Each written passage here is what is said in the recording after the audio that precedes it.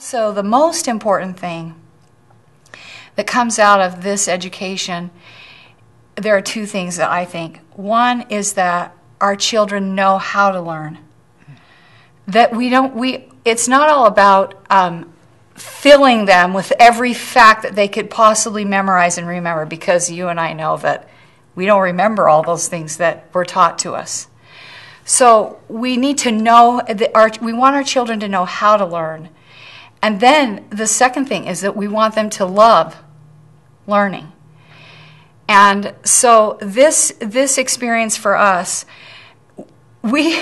as the mothers, we became very passionate about the subjects that we were teaching. They were our subjects. And that love of that subject, as you learn something, it just spills out onto the kids. You can't keep it inside if you're really trying to study with the Spirit. Heavenly Father has guided and blessed us. And I believe that those two things, if a child has those two things, if they know how to learn and they love to learn, they've got it made.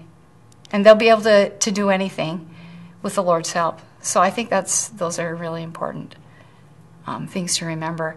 We can't teach them everything. We don't need to. It's not that important. But we have to give them that love. And we've got all these avenues to help them learn to love and to help them learn how to learn.